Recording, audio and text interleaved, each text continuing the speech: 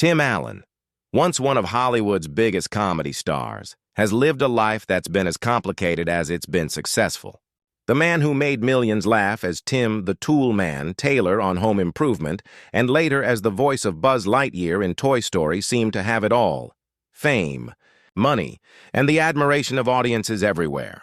But behind that charming smile and contagious humor lies a story that's far more painful than most fans ever realized. Now at 72, how Tim Allen truly lives tells a story of regret, reflection, and quiet solitude. Born in Denver, Colorado in 1953, Tim's childhood started out happy, until tragedy struck when he was just 11 years old. His father, Gerald Dick, was killed by a drunk driver, a loss that shattered his world. That one moment changed everything. His mother moved the family to Michigan, where Tim struggled to find his footing. The pain of losing his father left him bitter and rebellious. He turned to comedy to cope, using laughter as a shield against grief that never really went away. In the late 1970s, Tim Allen began performing stand-up in Detroit's comedy clubs. His act, full of relatable humor about men, tools, and suburban life, instantly connected with audiences. But behind the laughs, Tim was spiraling. In 1978, he was arrested at an airport for cocaine possession. The shocking charge led to a prison sentence, where he spent over 2 years behind bars. It was a wake-up call that forced him to completely rebuild his life from scratch.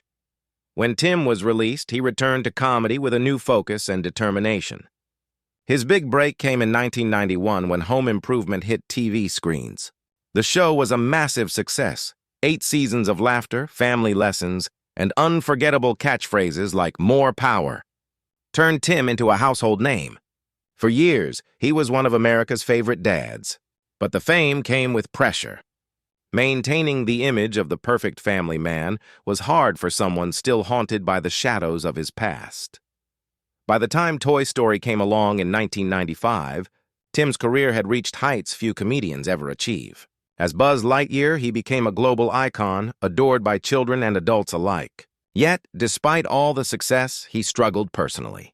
His first marriage to Laura Dibble fell apart in 2003 after nearly 2 decades together.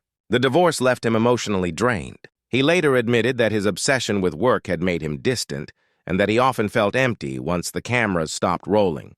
In later years, Tim found some peace through his second wife, Jane Hyduke, and their daughter Elizabeth. But as he's aged, he's spoken openly about the loneliness that often comes with fame. Hollywood, once his playground, has become a place he rarely visits. He now spends most of his time quietly at home, away from the spotlight, reflecting on the mistakes of his youth and the toll his career took on his personal life.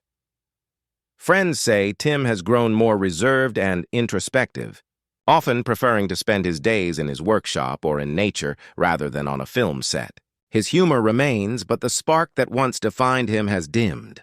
"I've lived many lives," he once said, "and some of them I'd rather forget."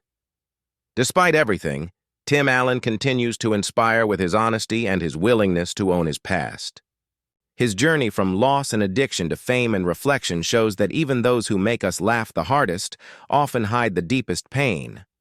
Now at 72, Tim lives quietly, far removed from the glitz of Hollywood. His story is one of redemption and remorse, a reminder that success doesn't always guarantee happiness. The laughter he gave the world still echoes, but the man behind it now walks a much quieter, more somber path.